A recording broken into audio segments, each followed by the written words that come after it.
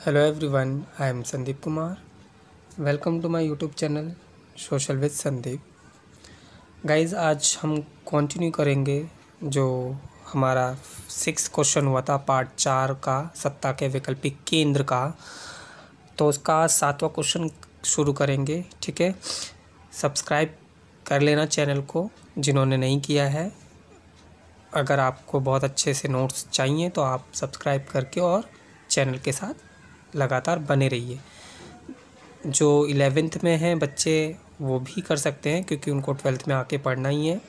जो already 12th में है वो ज़रूर करें, बहुत कुछ आपके काम आने वाली हैं चीज़ें। तो चलिए शुरू करते हैं क्वेश्चन नंबर 7 से। क्वेश्चन नंबर 7 है आसियान, यानी कि जिसका पूरा नाम क्या है बताया, ये भी याद रखना है आपको। आसियान का पूरा नाम है दक्षिण पूर्व एशियाई राष्ट्रों का संगठन। आसियान का पूरा नाम पूछा जा सकता है। आसियान का पूरा नाम क्या है? दक्षिण पूर्व एशियाई राष्ट्रों का संगठन। एक वैकल्पिक पहल क्यों थी? तो ये क्वेश्चन है, क्वेश्चन नंबर 7। 6 क्वेश्चन नंबर हमने कर लिया था, 7th है ये कि आसियान, ये पूरा नाम छोड़ दो, क्वेश्चन को यहाँ पे देखो। ठीक है, ऑलरेडी छठे क्वेश्चन में हमने पूरा फुल फॉर्म जो है इसका किया हुआ है।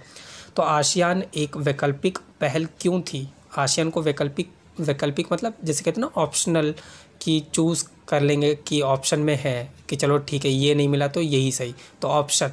तो आसियान को एक वैकल्पिक पहल क्यों बनाया है? तो आंसर क्या है इसका?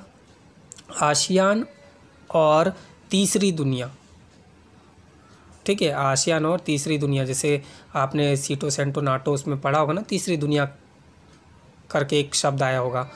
ठीक है, तो आसियान और तीसरी दुनिया के देशों में एकता कायम करने तथा अनौपचारिक यानी कि इनफॉर्मल स्तर पर सहयोग और मेलजोल कराने के मामले में कारीगर नहीं होने के कारण आसियान एक वैकल्पिक पहल थी।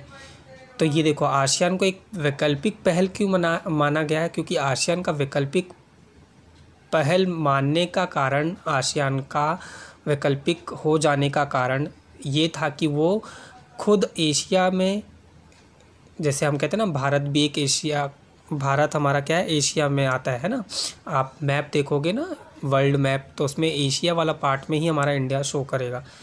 तो जैसे यहाँ पे बोला कि आसियान को वैकल्पिक पहल इसलिए माना क्योंकि आसियान क्या नहीं कर पा रहा है। यहाँ पे देखते हैं दोबारा से कि एशिया और तीसरी दुनिया के देशों में एकता कायम करने की बात हो या अनौपचारिक यानी कि इनडायरेक्टली, ठीक है, स्तर पर सहयोग करने या मेलजोल बढ़ाने या मेलजोल कराने के मामले में कारीगर नहीं होने के, बेटा यहाँ पे ध्यान देना, कारीगर ना होने के कारण आसियान को एक वैकल्पिक पहल माना गया। ठीक है, आसियान वैकल्पिक पहल क्यों था? क्योंकि आसियान एकता कायम करने में असफल हो गया। आसियान औपचारिक तौर पर जो सहयोग देना होता है, मतलब एक कहते हैं डायरेक्टली और एक कहते हैं इनडायरेक्टली, तो ये इनडायरेक्टली की बात हो रही है या इनफॉर्मल की बात हो रही है कि आसियान ना तो एकता कायम कर पाया, ना उसने सहायता दी, ना उसने मेलजोल बढ़ाने की कोशिश करी, तो वो किसी भी चीज़ में कारीगर नहीं हुआ। इसीलिए आसियान को एक वैकल्पिक ऑप्शन माना, यानी कि कोई इसको चूज़ करना नहीं चाह रहा है अपने साथ में अदर कंट्री, वो एक ऑप्शनल है कि जब ठीक है अब इसको भी कर लेते हैं, ऐसा वाला है ना। तो समझ में आ गया कि क्यों वैकल्पिक था, क्योंकि वो किसी भी चीज़ में कामयाब नहीं हुआ, ना एकता कायम करने में, ना सहयोग के स्तर पे, ना फिर या फिर मेलजोल के मामले में भी। ठीक है, next question, question number 8, ASEAN की स्थापना कब हुई तथा कितने देशों द्वारा की गई? अब आसियान की स्थापना कब हुई थी और कितने देशों ने इसको मिलकर स्थापित किया? तो आसियान की स्थापना सन 1967, ठीक है, 1967। आसियान की स्थापना 1967 में, यानी कि 1967 में आसियान की स्थापना की गई। बैंकॉक के घोषणा पत्र पर 5 देशों के द्वारा हस्ताक्षर करके स्थापना की गई। तो सिंपल सा क्वेश्चन क्या पूछा, नाम नहीं पूछा है, लेकिन मैंने इस तरह से अपने नोट्स लिखे हुए हैं ताकि हर एक चीज़ों को टू द पॉइंट याद रहे और समझ में आए और ईज़िली से आप कर पाए। तो आसियान की स्थापना सिर्फ इतना पूछा कब हुई और कितने देश, ये नहीं बोला कितने देश के नाम नहीं पूछा आपसे, कितने देश पूछा है सिर्फ। तो कुल देश के नाम नहीं बताने की ज़रूरत है, ठीक है। ये आप इतना भी लिख लोगे कि हाँ 5 देशों ने की, वो भी काफ़ी होगा, ठीक है। तो आसियान की स्थापना 1967 में कौन से घोषणा पत्र पर हस्ताक्षर हुआ? बैंकॉक के घोषणा पत्र पर हस्ताक्षर किए कितने देशों ने? 5 देशों ने, ठीक है। तो 1967 में आसियान की स्थापना हुई कितने देशों द्वारा? 5 देशों द्वारा। अगर आपसे नाम पूछा जाए तो नाम ये रहे, जिसमें इंडोनेशिया, मलेशिया, फिलीपींस, सिंगापुर और थाईलैंड शामिल थे, ठीक है। ये नाम आप देख लेना, जैसे भी आपको याद होना चाहे, आगे पीछे जैसे भी नाम याद रख के इसको कर लेना याद, ठीक है। Next question, question number 9, ASEAN का मुख्य उद्देश्य क्या था? अब आसियान जिसको एक वैकल्पिक केंद्र भी माना गया या वैकल्पिक पहल ही मानी गई, वो एक मुख्य उद्देश्य क्या था उसका, तथा इसकी सदस्य संख्या कितनी थी? अब ये भी देखते हैं। तो आसियान के मुख्य उद्देश्य 2 हैं, मुख्य देख लेते हैं, ठीक है। और इसकी सदस्य संख्या कितनी थी ये देखते हैं। आसियान का पहला तो उद्देश्य, क्वेश्चन में क्या पूछा पहला बेटा? उद्देश्य, ठीक है। तो पहले उद्देश्य के बारे में बताएंगे हम, ठीक है। तो ऐसे भी सीखना है, क्वेश्चन को अटेम्प्ट करना है, पहले जिसकी बात की है पहले उसको बताने की कोशिश करना है, देन दूसरे चीज़ को। तो आसियान का मुख्य उद्देश्य क्या था? आर्थिक विकास को तेज करना, क्योंकि वो हर चीज़ में पिछड़ा हुआ था ना, इसीलिए वैकल्पिक था। अब वो कह रहा था कि मुझे वैकल्पिक नहीं होना है, मुझे इतना स्ट्रांग बनना है कि मुझे कोई ऑप्शनल में ना रखे, वो डायरेक्टली मुझे चूज़ करे। जैसे कहते हैं ना कि हम कोई गेम खेलते तो हम कहते हैं कि सबसे पहले हम इंटेलिजेंट वाले को चूज़ करेंगे, जो इंटेलिजेंट है या जो स्ट्रांग है। फिर उसके बाद जो कच्चे खिलाड़ी होंगे उनको हम धीरे धीरे ना करते हुए भी, ठीक है आजा, ठीक है आजा, ठीक है तो उधर चला जा। तो फिर वो वाली चीज़ें आसियान दोबारा दोहराना नहीं चाहता था, इसलिए आसियान ने क्या करा, अब वो कह रहा है कि मेरे अपने उद्देश्य होंगे, मेरी अपनी सदस्य की संख्याएँ होंगी। तो अब कि क्या उद्देश्य था? कि अपना आर्थिक विकास तेज करना है, ताकि भैया मैं ऑप्शनल या वैकल्पिक ना बनूं, है ना। इसलिए तो अपने उद्देश्य में क्या बात रखी कि मैं आर्थिक विकास को तेज करना चाहता हूं, आसियान ने बोला। और क्या बोला? और इसके साथ इसके माध्यम से सामाजिक तथा सांस्कृतिक विकास हासिल करूंगा मैं। आसियान का मुख्य उद्देश्य क्या था? इसका उद्देश्य था कि हम अपने आर्थिक विकास को सबसे पहले ठीक करें। अगर हमारी आर्थिक स्थिति अच्छी हो गई, हमारे पास रुपए होंगे, हमारे पास मशीनें होंगी, हमारे पास सारे संसाधन होंगे, तो हमारा आर्थिक विकास तेज होगा। आर्थिक विकास तेज होगा तो इसी के माध्यम से हम क्या करेंगे, सामाजिक हो या हमारी सांस्कृतिक विकास, उसको हम हासिल कर सकेंगे, ठीक है। दूसरा उद्देश्य क्या बताया? कानून के शासन पर आधारित जो क्षेत्रीय शांति व्यवस्था है और स्थायित्व है। स्थायित्व यानी कि जो कुछ भी चीज़ें हम चाहते हैं बनाना, लगाना, करना वहाँ पे, वो चीज़ें, ठीक है। तो कानून के शासन पर आधारित, ये नहीं कि गैर कानूनी, कानून के माध्यम से, यानी कि पूरी तरह से लीगली, ठीक है। कानून के शासन पर आधारित क्षेत्रीय शांति को और स्थायित्व को बढ़ावा देने की कोशिश करेंगे, ये इसका दूसरा उद्देश्य था। तो आसियान के कितने उद्देश्य निकले? टोटल 2 उद्देश्य। आसियान के मुख्य उद्देश्य क्या थे? 2 उद्देश्य थे मुख्य। पहला, तेज़ी से विकास करना आर्थिक रूप में। आर्थिक रूप में विकास करने का कारण क्या था? ताकि वो सामाजिक और सांस्कृतिक विकास भी हासिल कर ले, ना केवल आर्थिक विकास करे बल्कि उस आर्थिक विकास के माध्यम से, उस आर्थिक विकास की सहायता से वो अपने सामाजिक स्थिति को और अपनी सांस्कृतिक स्थिति को भी हासिल कर ले, ठीक है। दूसरा उद्देश्य में क्या बताया इन्होंने कि अपनी क्षेत्रीय शांति व्यवस्था को और स्थायित्व व्यवस्था को बढ़ावा देंगे। किसके द्वारा? कानून के शासन के द्वारा, ठीक है। अब इसी क्वेश्चन में अगला ये क्या पूछा था? तथा इसकी सदस्य संख्या कितनी है, देख लेते हैं। इसकी सदस्य संख्या 10 हो गई है, जिसमें Brunei, Darussalam, Vietnam, Laos, Myanmar और कंबोडिया भी शामिल हैं। यानी कि आसियान में की स्थापना के लिए 5 देश तो यहाँ ही हैं, 1, 2, 3, 4 और 5 यहाँ आ गए, ठीक है। तो कुल कितने हो गए? 10। समझ में आ गया 10 कैसे हो गया? 5 तो इसकी स्थापना के लिए इंडोनेशिया, मलेशिया, फिलीपींस आए, सिंगापुर, थाईलैंड, है ना। अब यहाँ पे उसके उद्देश्य के समय में उसकी सदस्य संख्या कितनी हो गई थी, तो 10 हो गई। यहाँ पे आंसर क्या लिखा है, इसकी सदस्य संख्या 10 हो गई है, जिसमें ब्रुनई, दारुसलाम, ठीक है, दारुसलाम, वियतनाम, लाओस, म्यांमार और कंबोडिया। लाओस, कंबोडिया भी एक साथ बोल सकते हो कि लाओस, मतलब एक साथ नाम ऐसे याद रखे जा सकते हैं। कई बच्चे ऐसे याद रखे होंगे उन्होंने शब्दों को, इस तरह से नामों को, तो वो लाओस और कंबोडिया ऐसे भी बोल सकते हैं, ठीक है। लाओस, म्यांमार और कंबोडिया भी शामिल है। तो 5 यहाँ हैं और 5 यहाँ हैं, तो टोटल कितने सदस्य हो गए आसियान में, 10। समझ में आ गया। आगे चलते हैं next question. Question number 10, ASEAN को आसियान शैली क्यों कहा गया। आसियान को उसी के नाम की शैली क्यों कहा गया है, तो आसियान को आसियान की ही शैली क्यों कहा है, क्योंकि अनौपचारिक, मतलब कोई, जैसे हम बोलते हैं ना इनफॉर्मली, अनौपचारिक तौर से टकराव रहित होना चाहिए। टकराव नहीं, टकराव रहित, यानी कि किसी से भिड़ने की बजाय उससे बचना है, ठीक है। टकराव रहित मतलब किसी से टकरावट या किसी से झगड़ा नहीं करना है, किसी या फिर किसी से अपने व्यापार में, वो कहते हैं ना कि झोल झाल नहीं करना है, मतलब ऐसा वाला। तो टकराव रहित, अनौपचारिक, टकराव रहित और सहयोगात्मक मेल मिलाप को अपनाया था, इसीलिए इसको आसियान शैली भी कहा गया। आसियान की शैलियाँ क्या थी, ये क्वेश्चन है, ठीक है, कि आसियान को आसियान शैली क्यों कहा है।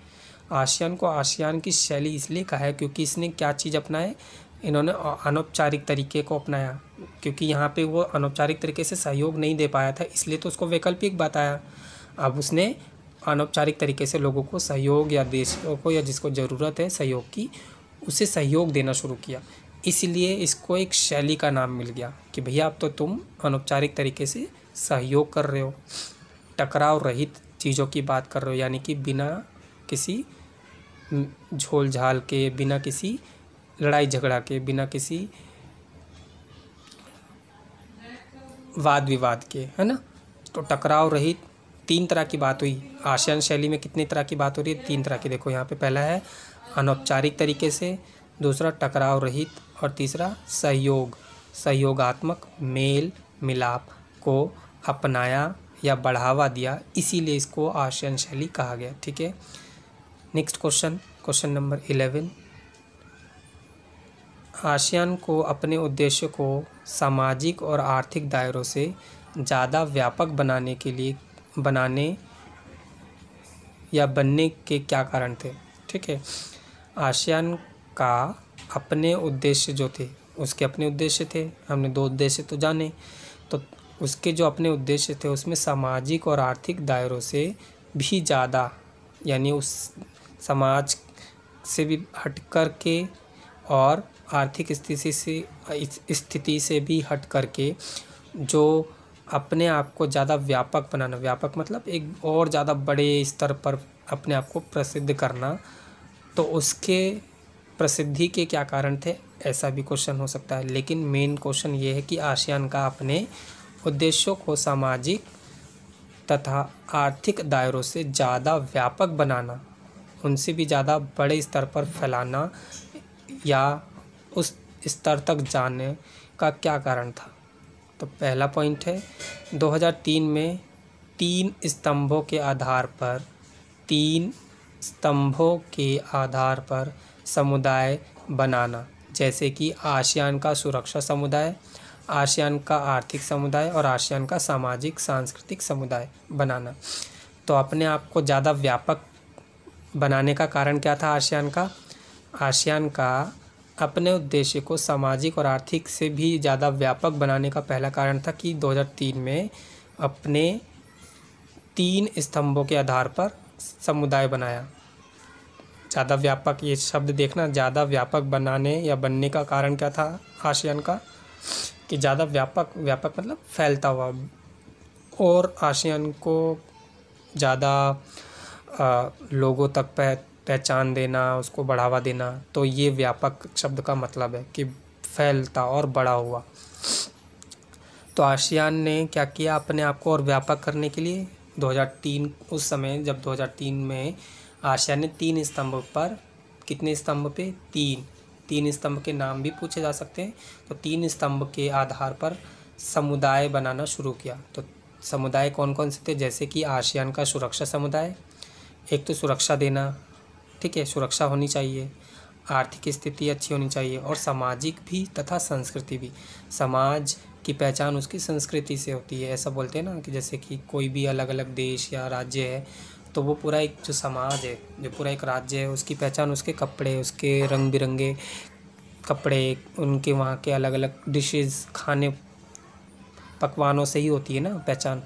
तो इसीलिए यहाँ पे पूछा था कि 3 स्तंभ में पहला है सुरक्षा, कि सुरक्षा ज़रूरी है सबके लिए, ऐसे याद रख सकते हो ना 3 स्तंभ में कि आसियान लिखना मत भूलना, एक बार लिख लेना, बाकी छोड़ देना, आसियान बार बार मत लिखना, सिर्फ एक बार लिख लेना कि आसियान का सुरक्षा समुदाय, फिर उस दूसरा आर्थिक समुदाय, तीसरा सामाजिक और सांस्कृतिक समुदाय, ठीक है, सामाजिक सांस्कृतिक समुदाय। दूसरा पॉइंट, क्षेत्रीय विवादों को सैनिक टकराव तक ना ले जाना। जो क्षेत्र के विवाद है, आपसी जो मामले हैं, उनको आपस में निपटाने की बात करता है आसियान, ठीक है, ठीक है। तो आसियान अपने आप को ज़्यादा व्यापक और क्यों बना पाया, क्योंकि उसने बोला कि हमें अपने जो क्षेत्रीय विवाद है, यानी कि जैसे आपस के मामले हैं जो आसपास सुलझाए जा सकते हैं, उसमें और खींचा करने की ज़रूरत है नहीं, ठीक है। तो क्षेत्रीय विवाद जो है, क्षेत्रीय विवाद को सैनिकों तक या सुरक्षा पुलिस व्यवस्था तक ले जाने की ज़रूरत नहीं है। जो काम जो विवाद या जो चीज़ें आपस में सुलझाई जा सकती है, उसको वहाँ तक ले जाने की ज़रूरत ही नहीं है। वो तो बेवकूफ़ लोग होते हैं या बेवकूफ़ियाँ जो करते हैं, उनको ज़्यादा मज़े आते हैं और भुगतते भी फिर हैं, ठीक है। क्योंकि आजकल कानून व्यवस्था में ये नहीं कि आपने बुलाया तो आपका नाम नहीं लिखा जाएगा या आप बच जाएंगे, आपको भी बार बार बुलाया जाएगा, आपको भी बार बार जाना पड़ेगा, ठीक है। तो ये आसान काम नहीं होता है, इसीलिए उसने सोचा कि जो क्षेत्रीय विवाद है उसको क्षेत्रों में निपटा लो, उसको सैनिक टकराव तक या सैनिक तक क्यों ले जाना। तो दूसरा पॉइंट क्या था, क्षेत्रीय विवाद को सैनिक टकराव तक ना ले जाना, नहीं ले जाएंगे कि भैया जो क्षेत्रीय विवाद है वो क्षेत्र में ही निपटा दो, सैनिक तक उसको ले जाने की बात नहीं करनी है, ठीक है। तो इस बात पर इन्होंने सहमति जताई। तीसरा पॉइंट आया कि 2003 में, वही जब 3 स्तंभ स्थापित हुए थे 2003 में, तो 2003 में कई समझौतों द्वारा हर सदस्य देशों में या देश ने शांति बनाए रखने, निष्पक्षता, मतलब एक कहते हैं ना बिना भेदभाव के, बिना किसी भेदभाव के निष्पक्ष रूप से, ठीक है, कोई समझौता नहीं करना है, जो फेयर इनफ है, मतलब साफ़ सुथरा है वैसा। तो 2003 में ही जहाँ 3 स्तंभ की बात हुई, उसी 2003 के दौरान हर सदस्य देश में शांति, निष्पक्षता, सहयोग और अहस्तक्षेप, ठीक है, अहस्तक्षेप बोलो या अहस्तक्षेप बोलो, को बढ़ावा देने और राष्ट्रों के आपसी अंतर तथा संप्रभुता का सम्मान करने पर वचनबद्धता जाहिर की। आसियान का अपने आप को व्यापक बनाने, व्यापक मतलब और बड़ा करने का कारण क्या था कि उसने अपने आप को वचनबद्ध कर दिया, मतलब एक कहते हैं ना कि एक उसमें बांध दिया, जैसे कहते हैं कि प्रॉमिस कर दिया उसने कि अब हम ये करेंगे तो करेंगे या ये नहीं करेंगे तो नहीं करेंगे, ऐसा वाला। तो अपने आप को क्या कर दिया, तीसरा व्यापक बनाने का कारण था कि अपने आप को आसियान ने वचनबद्ध बनाया।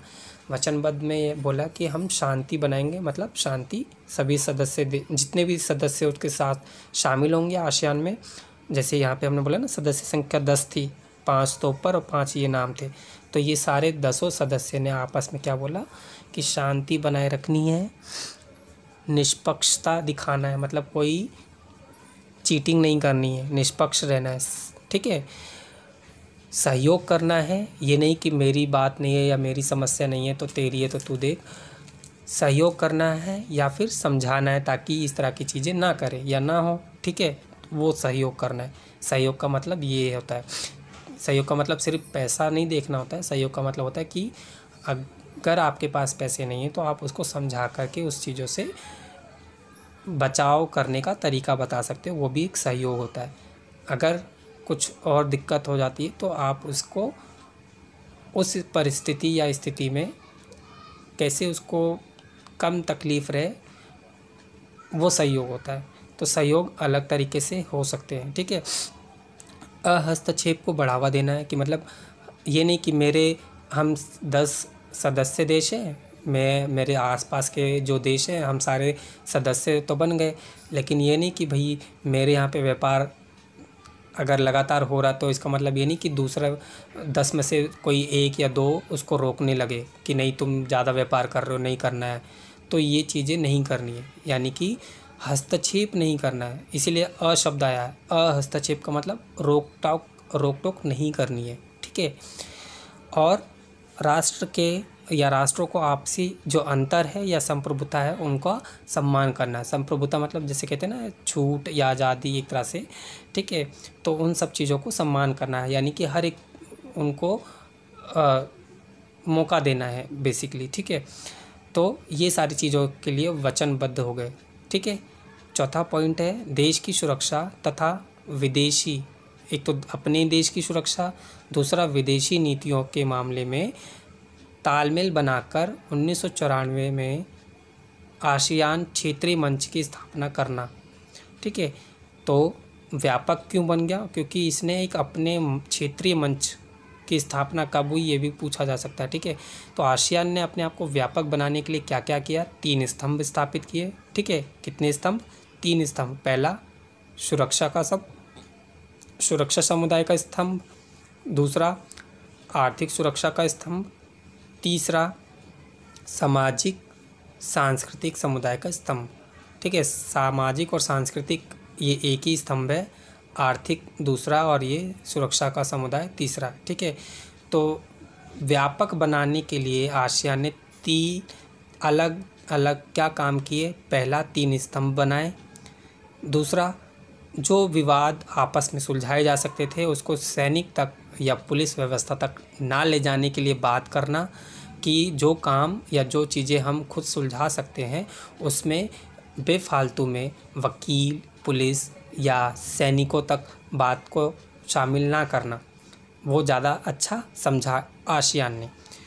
तीसरा पॉइंट में बताया कि उन्होंने अपने आप को वचनबद्धता में बांध दिया कि हमने क्या वचन लेना है कि हमें शांति बनाए रखनी है, निष्पक्षता रखनी है। निष्पक्षता मतलब कि कोई गलत फैसले नहीं लेने हैं, सहयोग करना है और हस्तक्षेप करना है, यानी कि कोई अगर व्यापार करता है या मेरे देश से तुम्हारे देश में कोई आना जाना करता है तो उसके वीज़ा में या उसके कामकाज में, उसकी पढ़ाई लिखाई के लिए कोई रोक टोक नहीं होना चाहिए, ठीक है। तो इस तरह की चीज़ों में वचनबद्ध हो गए।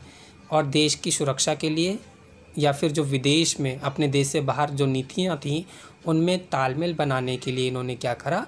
1994 में एक क्षेत्रीय मंच की स्थापना भी करी, ठीक है।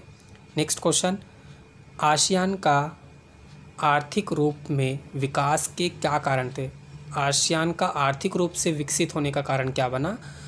ये क्वेश्चन है। क्वेश्चन को ध्यान से सुनना है, हर एक क्वेश्चन बिल्कुल अलग तरीके से हैं। मैंने अपनी हर एक चीज़ों को खुद पढ़ के खुद ही बनाया है, ठीक है।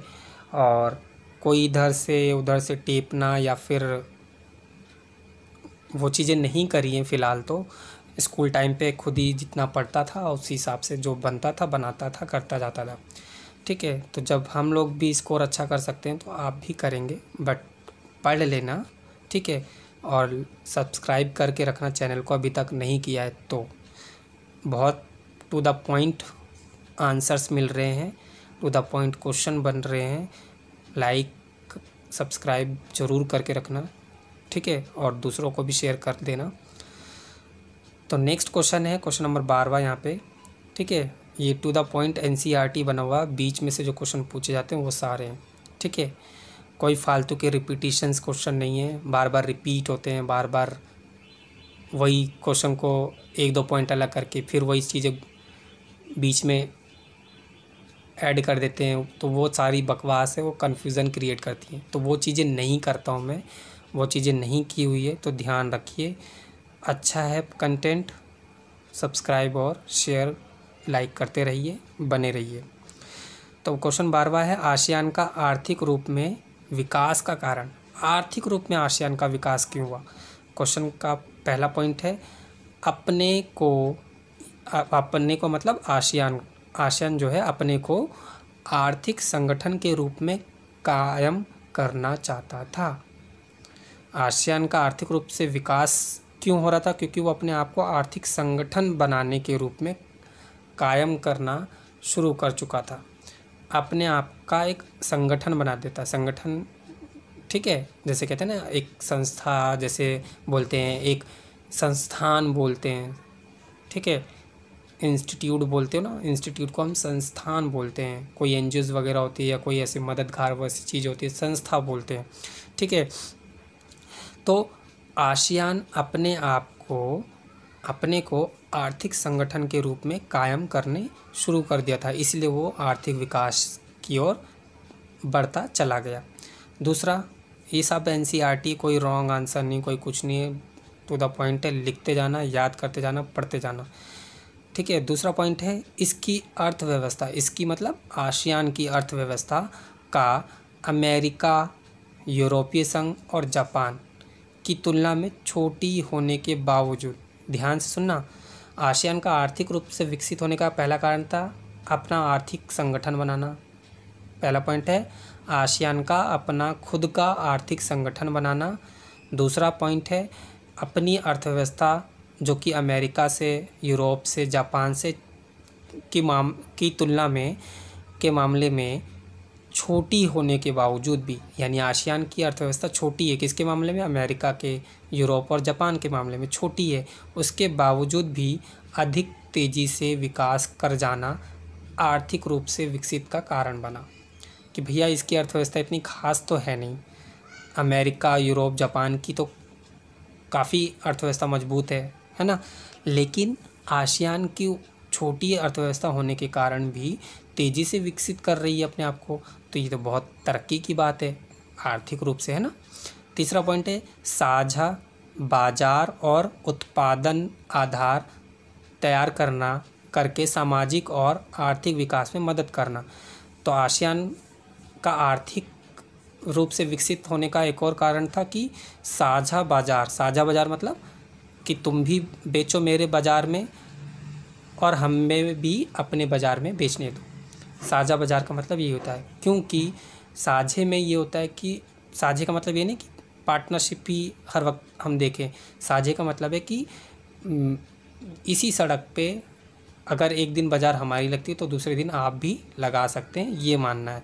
तो साझा बाज़ार की यानी कि हो सकता है जो चीज़ें हमारे पास है वो आपके लोग ख़रीदने आते हो हमारे पास, उनकी ज़रूरतें पूरी होती है। जो चीज़ें आपके पास है और हमारे पास के जो लोग हैं वो आपके पास आए ख़रीदने, जो हमारी ज़रूरत को पूरा करे, तो साझा बाज़ार करना है। इसलिए आसियान ने आर्थिक तरक्की ज़्यादा दिखाई, क्योंकि उसने साझा शब्द को ज़्यादा बढ़ावा दिया कि नहीं साझा होना चाहिए, मतलब कि आपका भी मेरा भी हम सब का, उसको हम बोलते साझा, ठीक है। और उत्पादन आधारित जो चीज़ें हैं उसको तैयार करके सामाजिक में और आर्थिक विकास में मदद करना।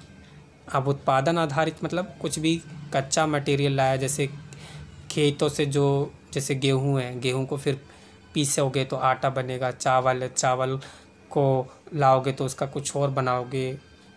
जो भी मटेरियल, आजकल तो वैराइटीज़ ऑफ चीज़ें हैं, आइटम्स हैं ना, तो आप अलग अलग चीज़ें क्रिएट करते हैं। तो बोला है कि जो उत्पादन आधारित चीज़ें हैं उसको तैयार करना है, जो लोगों की ज़रूरत है उसको वैसा बनाना है, और फिर उसके बाद समाज में सामाजिक लोगों को पहुंचाना है, देना है, तथा उनका और अपना आर्थिक विकास को बनाए रखना है, ठीक है।